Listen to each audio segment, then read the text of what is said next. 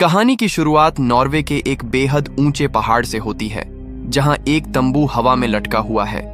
अंदर साशा नाम की एक लड़की अपनी चोटिल उंगलियों पर गोंद लगा रही है। जैसे ही उसका बॉयफ्रेंड टॉमी सोकर उठता है, वो उससे अपनी चढ़ाई दोबारा शुरू करने को कहती है। दोनों बहुत ही शानदार तरीके से पहाड़ पर चढ़ने लगते हैं, जिसे देखकर साफ पता चलता है कि वो इस काम में काफी माहिर हैं। कुछ देर बाद जब वो बिल्कुल चोटी पर पहुंचने वाले होते हैं, साशा का पैर फिसल जाता है। रस्सियों की वजह से वो गिरती तो नहीं है, लेकिन वो बहुत ज्यादा फ्रस्ट्रेट हो जाती है क्योंकि वो हमेशा उसी एक जगह पर आकर अटक जाती है। टॉमी उसे शांत रहने को कहता है, लेकिन साशा बार बार कोशिश करती है और हर बार फेल हो जाती है। आसमान में अंधेरा घिरता देख टॉमी उसे रुकने और अगले दिन फिर से कोशिश करने के लिए मना लेता है। तंबू में वापस आकर टॉमी कहता है कि अब उसमें और चढ़ाई करने की हिम्मत नहीं बची है और वो साशा की इस लापरवाही से बहुत परेशान है। उसे लगता है कि एक दिन उनकी किस्मत उनका साथ छोड़ देगी। वो अपना लकी कंपास निकाल कर दिखाता है, लेकिन साशा मजाक में उसे हाथ से झटक देती है। दोनों फैसला करते हैं कि तूफान रुकने के बाद वो वापस लौट जाएंगे। अगले दिन तेज हवा और तूफान के कारण पहाड़ से बहुत सारे पत्थर गिरने लगते हैं। टॉमी कहता है कि उन्हें नीचे एक किनारे पर जाकर आराम करना चाहिए। साशा पहले नीचे उतरती है, लेकिन तभी ऊपर से बड़ी बड़ी चट्टानें गिरने लगती हैं और एक बड़ा पत्थर सीधे टॉमी के सिर पर जाकर लगता है। टॉमी बेहोश होकर रस्सी के सहारे हवा में लटक जाता है। साशा को पूरी ताकत से रस्सी पकड़नी पड़ती है ताकि वो भी नीचे न गिर जाए। वो टॉमी को जोर जोर से आवाज लगाती है, लेकिन टॉमी को होश नहीं आता। टॉमी के भारी वजन की वजह से साशा भी तेजी से नीचे की तरफ फिसलने लगती है। अब साशा के पास खुद को जिंदा रखने का सिर्फ एक ही रास्ता था, टॉमी को छोड़ देना। वो रोते हुए भारी मन से रस्सी छोड़ देती है और अपने प्यार को अपनी आंखों के सामने पहाड़ से गिरकर मरते हुए देखती है। इस खौफनाक हादसे के ठीक 5 महीने बाद कहानी ऑस्ट्रेलिया शिफ्ट होती है। साशा एक सुनसान रेगिस्तान में गाड़ी चला रही है। अचानक उसके जीपीएस का सिग्नल चला जाता है, इसलिए वो सही रास्ता ढूंढने के लिए टॉमी के उसी कंपास का इस्तेमाल करती है। रात होने पर वो एक चट्टान के पास अपना टेंट लगाती है और अकेलेपन में रोते हुए टॉमी की सिखाई हुई बातें याद करती है। अगले दिन साशा वांडरर नेशनल पार्क पहुंचती है। रिसेप्शन पर मौजूद रेंजर उसे अकेले अंदर जाने से मना करता है क्योंकि उस इलाके से हाल ही में कई लोग गायब हो चुके थे। लेकिन साशा को तो जाना ही था, इसलिए वो पेपर्स पर साइन कर देती है। इसके बाद वो पास की एक दुकान से कुछ खाने पीने का सामान लेने जाती है, जहां 2 शिकारी उसे बहुत परेशान करने लगते हैं। साशा उन्हें इग्नोर करती है, लेकिन वो उसे काउंटर के पास घेर लेते हैं। तभी वहां बेन नाम का एक लड़का आ जाता है और साशा को बचाता है। उसे शुक्रिया कहने के लिए साशा उसी दुकान से बेन की बनाई हुई बीफ जर्की खरीद लेती है। पार्किंग में साशा बेन से आगे जाने का सही रास्ता पूछती है। बेन उसे रास्ता तो बताता है, लेकिन साथ ही ब्लैकस्टोन बे नाम की एक जगह के बारे में भी बताता है और कहता है कि वो जगह ज्यादा अच्छी है, हालांकि वहां थोड़ा खतरा भी है। साशा पूरे कॉन्फिडेंस के साथ कहती है कि वो हर खतरा संभाल सकती है और अपनी गाड़ी लेकर वहां से निकल जाती है। कई घंटों तक गाड़ी चलाने के बाद साशा रात गुजारने के लिए एक झील के पास रुकती है। तभी वहां 2 और गाड़ियां आकर रुकती हैं और साशा देखती है कि वो वही दोनों शिकारी हैं। उनका कुत्ता साशा पर लगातार भौंक रहा होता है। साशा तुरंत अपना सारा सामान समेटकर अपनी कार में जाकर बैठ जाती है। एक शिकारी उसकी खिड़की भी खटखटाता है, पर साशा उसे पूरी तरह इग्नोर कर देती है। गनीमत यह रही कि वो शिकारी आधी रात को ही वहां से चले जाते हैं और साशा आराम से सो पाती है। अगली सुबह साशा अपनी कश्ती लेकर नदी के तेज बहाव में निकल पड़ती है। लहरें बहुत तेज हैं, लेकिन साशा इस काम में एक्सपर्ट है और वो बिना डरे आगे बढ़ती रहती है। रास्ते में एक झरना आता है, जहां वो अपनी कश्ती नीचे फेंककर खुद पानी में छलांग लगा देती है। आगे बढ़ते हुए जंगल में उसे पेड़ों पर लटकी हुई कुछ तस्वीरें और गायब हुए लोगों का सामान मिलता है, जिसे देखकर वो थोड़ी घबरा जाती है। रात होने पर वो अपना कैंप लगाती है, अपने गीले कपड़े सुखाती है और बेन से खरीदी हुई जर्की खाती है। लेकिन अगली सुबह उठकर वो देखती है कि उसका सारा सामान वहां से गायब है। जब वो अपने टेंट में वापस जाती है तो अंदर एक सांप देखकर बुरी तरह डर जाती है। साशा दोबारा अपनी कश्ती लेकर आगे बढ़ती है और रास्ते में उसे किनारे पर एक नाव दिखाई देती है। वो वहां जाकर देखती है तो पेड़ों के बीच एक छोटा सा कैंप लगा होता है और वहां उसे बेन मिल जाता है। बेन उसे देखकर बहुत खुश होता है। साशा उसे बताती है कि उसका सारा सामान, खाना और फोन सब चोरी हो गया है। बेन कहता है कि ये काम जंगली जानवरों का होगा और वो अपना खाना साशा के साथ शेयर करता है। साशा उससे पूछती है कि उसने अपने बीफ का नाम जेनोस क्यों रखा है, तो बेन बताता है कि वो उसकी माँ का नाम है और तुरंत बात घुमा देता है। बेन साशा को पेड़ों से निकाला हुआ साफ पानी भी पिलाता है। बातचीत के दौरान बेन बताता है कि वो बचपन से ही यहाँ आ रहा है और उसे इस जगह से बहुत प्यार है। साशा बातों बातों में बताती है कि उसने अब पहाड़ों पर चढ़ना छोड़ दिया है। बेन तुरंत समझ जाता है कि इसका कारण कोई ब्रेकअप या हादसा है। बेन उसे यह भी बताता है कि वो कल रात उसी के पीछे कैंप साइट पर गया था क्योंकि उसे लगा कि साशा को मदद की जरूरत होगी, लेकिन साशा ने सब खुद ही संभाल लिया। बेन उसे अपनी माँ की तरह बहुत खास बताता है। बेन की ये सारी बातें सुनकर साशा को बहुत अजीब लगता है और वो वहां से जाने की कोशिश करती है, लेकिन बेन उसका रास्ता रोक लेता है और तभी साशा की नजर बेन की कलाई पर पड़ती है, जहां बेन ने साशा का ही ब्रेसलेट पहना हुआ था। अब बेन अपना असली रंग दिखाता है। वो मानता है कि सामान उसी ने चुराया था। वो साशा का बैग बाहर लाता है और अपना क्रॉसबो निकालकर एक स्पीकर पर गाना चला देता है। बेन कहता है कि उसने बैग में साशा का सारा जरूरी सामान वापस रख दिया है, लेकिन फोन वो अपने पास ही रखेगा। वो साशा को एक चैलेंज देता है कि जब तक ये गाना खत्म नहीं होता, वो जितनी दूर भाग सकती है भाग जाए। जैसे ही बेन डांस करना शुरू करता है, साशा अपनी पूरी ताकत लगाकर वहां से भागती है। वो सीधे नदी के पास जाती है और अपनी कश्ती में बैठकर तेजी से पैडल मारने लगती है। गाना खत्म होते ही बेन भी अपना क्रॉसबो लेकर नदी के किनारे किनारे उसके पीछे दौड़ने लगता है। नदी का बहाव बहुत तेज हो जाता है और साशा एक वाटरफॉल से नीचे गिर जाती है। उसकी कश्ती पलट जाती है। किसी तरह अपनी जान बचाकर साशा अपना बैग पकड़ती है और किनारे पर आ जाती है। अपनी भारी और गीली जैकेट उतारकर वो दोबारा जंगल में भागने लगती है। तभी उसे किसी परिवार के बात करने की आवाज सुनाई देती है।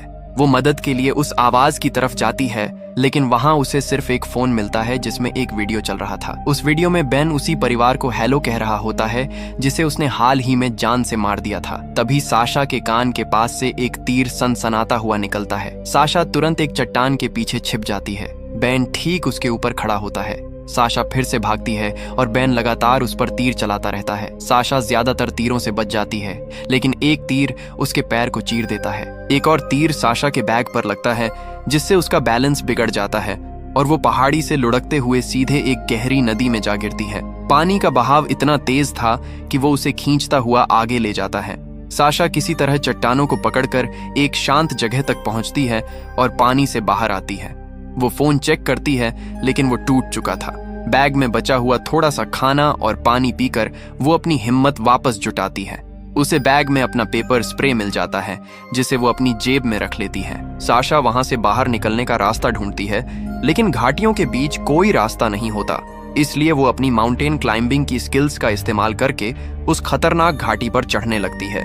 ऊपर पहुंचकर वो दूरबीन से देखती है कि बेन की नाव अभी भी वहीं किनारे पर बंधी है। तभी उसे बेन के आने की आवाज सुनाई देती है। बेन पहाड़ी पर चढ़कर साशा की तरफ देखकर एक अजीब सी स्माइल देता है।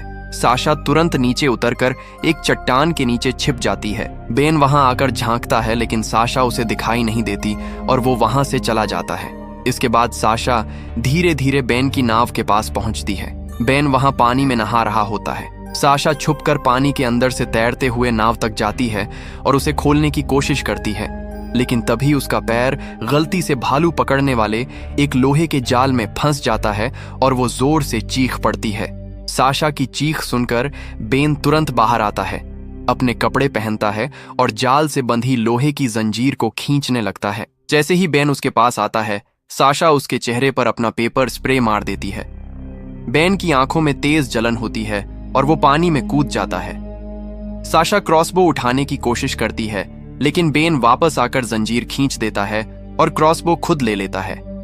बेन साशा को जाल से निकालता है और उसकी दोनों कलाइयों को बांधकर उसे एक पेड़ से लटका देता है। बेन इसे अपना हंटिंग रिचुअल बताता है। वो कुछ जंगली फल और जड़ी बूटियां लाकर साशा को जबरदस्ती खिलाता है। साशा के नखरे देखकर बेन उसे और टॉर्चर करने के लिए जंजीर खींच देता है। रात को तेज बारिश होती है। बेन आराम से अपने टेंट में सोता है, जबकि साशा पेड़ से लटकी हुई बारिश में भीगती रहती है। अगली सुबह बेन साशा को हथकड़ी पहनाकर नाव से बांध देता है। बेन उसे बताता है कि उसने रेंजर ऑफिस से साशा की पूरी जानकारी निकाल ली थी और उसे पता है कि टॉमी अब इस दुनिया में नहीं है। बेन साशा पर इल्जाम लगाता है कि टॉमी जैसा शानदार क्लाइंबर खुद नहीं गिर सकता, जरूर साशा ने ही उसे धक्का दिया होगा। तभी साशा को नाव में एक लोहे की रॉड दिखाई देती है, लेकिन जैसे ही वो उसे पकड़ने जाती है, बेन उसे पानी में धक्का दे देता है। साशा तैरने की कोशिश करती है, लेकिन बेन लगातार नाव चलाता रहता है और साशा जंजीर के सहारे पानी में घिसटती रहती है। लहरें उसे बार बार पानी के अंदर खींचती हैं, लेकिन वो किसी तरह अपनी सांस रोककर खुद को जिंदा रखती है। किनारे पर पहुंचकर बेन साशा को एक हार्नेस पहनाता है और दोनों एक बहुत ही गहरी और खौफनाक गुफा के अंदर जाते हैं। वहां अंदर जाते ही साशा के होश उड़ जाते हैं। सामने 2 इंसानों की लाशें लटकी हुई थीं। बेन बहुत ही भयानक तरीके से बताता है कि कुछ कबीलों का मानना है कि शिकार की रूह को अपने अंदर लेने के लिए उसका कलेजा खाना पड़ता है। वो साशा को जमीन पर पड़े उन बच्चों की लाशें भी दिखाता है जो उस वीडियो में थे। साशा वहां टंगे हुए सूखे मांस के टुकड़ों को देखकर समझ जाती है कि बेन असल में इंसानों का मांस सुखाकर वही बीफ जर्की बना रहा था जो उसने खाई थी। ये जानकर साशा पागलों की तरह वहां से भागने की कोशिश करती है, लेकिन बेन उसे खींचकर वापस ले आता है। बेन अचानक अपने नकली दांत निकालता है और साशा को दिखाता है कि उसके असली दांत किसी जानवर की तरह बेहद नुकीले और तेज हैं। वो साशा की उंगली जबरदस्ती अपने मुंह में डालता है और फिर वहां से चला जाता है। अकेले में साशा को वहां एक पुराना सूटकेस मिलता है जिसमें बेन के बचपन की कुछ तस्वीरें थीं, जिनमें वो अपनी माँ के साथ था। बेन वापस आता है और साशा को गुफा के और भी अंदर ले जाकर एक मशीन के सहारे हवा में लटका देता है। फिर वो नमक और पानी का एक ड्रम खोलता है जिसमें वो इंसानों के मांस को गलाता था। बेन एक बहुत ही भयानक सच बताता है कि उसकी माँ वो पहली इंसान थी जिसे उसने मारकर खाया था, ताकि उसकी माँ हमेशा उसके अंदर जिंदा रहे। वो साशा को गले लगाकर कहता है कि वो उसे भी खाकर हमेशा के लिए अपने पास रख लेगा। साशा गुस्से में बेन के कान का एक बड़ा हिस्सा अपने दांतों से काट लेती है और अपने दोनों पैरों से उसकी गर्दन जकड़ लेती है। बेन खुद को छुड़ाने के लिए छटपटाता है, जिससे मशीन की जंजीर टूट जाती है और साशा नीचे गिर जाती है। साशा तुरंत वहां से भागती है। बेन उसकी टी-शर्ट पकड़ता है, लेकिन वो फट जाती है। साशा सीधा जाकर तेज नदी में कूद जाती है। बेन भी गुस्से में जंजीर को अपने हार्नेस से बांधकर उसके पीछे नदी में छलांग लगा देता है। नदी का बहाव दोनों को एक बहुत बड़े वाटरफॉल से नीचे फेंक देता है। पानी के अंदर वो भारी जंजीर एक चट्टान में जाकर फंस जाती है। दोनों झटके से नीचे जाते हैं और बेन का सिर एक पत्थर से टकराता है, जिससे वो बेहोश हो जाता है। साशा जंजीर को उसके हार्नेस से खोलने की कोशिश करती है, लेकिन खोल नहीं पाती। वो बेन को खींचते हुए किसी तरह पानी के ऊपर लाती है और एक पत्थर से जंजीर तोड़ने की कोशिश करती है। तभी बेन को होश आ जाता है। साशा तुरंत बेन को पानी के अंदर दबाकर मारने की कोशिश करती है, लेकिन बेन बहुत ताकतवर है। वो ऊपर आकर उल्टा साशा का ही गला जंजीर से घोंटने लगता है।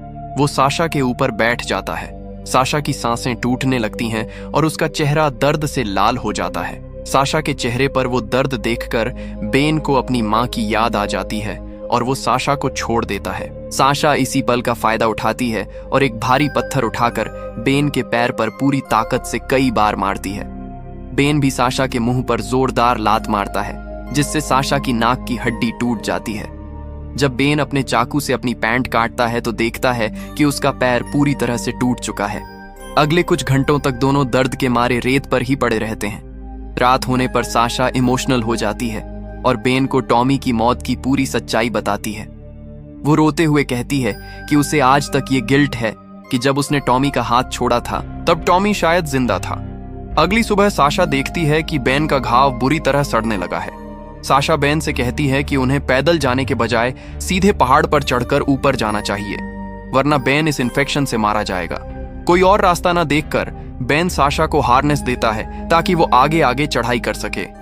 बेन साशा की हथकड़ी भी खोल देता है। साशा सारी रस्सियों का जुगाड़ करके बेन के टूटे हुए पैर के लिए एक सपोर्ट बनाती है। चढ़ाई शुरू होती है और नंगे पैर होने के बावजूद साशा बहुत तेजी से ऊपर चढ़ने लगती है। जब बेन नीचे होता है तो साशा अपना हार्नेस उतारने की कोशिश करती है, लेकिन बेन को रस्सी हिलने से पता चल जाता है और वो साशा को नीचे गिराने के लिए रस्सी खींच देता है। साशा गुस्से में उसके टूटे हुए पैर पर जोरदार लात मारती है। धीरे धीरे साशा ऊपर एक किनारे पर पहुंच जाती है और रस्सियों को एक छोटे से पेड़ से बांध देती है। अब साशा अपना हार्नेस खोलना शुरू करती है। बेन फिर से उसे गिराने के लिए रस्सी खींचता है, लेकिन इस बार साशा उस पेड़ को मजबूती से पकड़ लेती है। बेन के जोर से रस्सी खींचने की वजह से साशा का हार्नेस पूरी तरह से खुल जाता है। साशा तुरंत किनारे पर चढ़ जाती है और उन सारी रस्सियों की गांठ खोल देती है जिन पर बेन लटका हुआ था। रस्सियां खुलते ही बेन सीधा गहरी खाई में गिरता है और उसकी मौत हो जाती है। अब साशा के पास कोई सेफ्टी गियर नहीं था, फिर भी वो अपनी पूरी हिम्मत और शानदार स्किल्स के साथ वो खतरनाक पहाड़ चढ़ती है। कई बार उसका पैर फिसलता है, लेकिन वो हार नहीं मानती और आखिरकार पहाड़ की चोटी पर पहुंच जाती है। वो जमीन पर लेटकर जोर जोर से हंसने लगती है और फिर रोने लगती है। इसके बाद वो कई घंटों तक चलती है और रात के समय उसे एक सड़क मिल जाती है जहां एक कार उसे रेस्क्यू कर लेती है। अगली सुबह साशा वापस उसी रेंजर ऑफिस में पहुंचती है और पुलिस को उन सारी गायब हुई लाशों का पता बता देती है।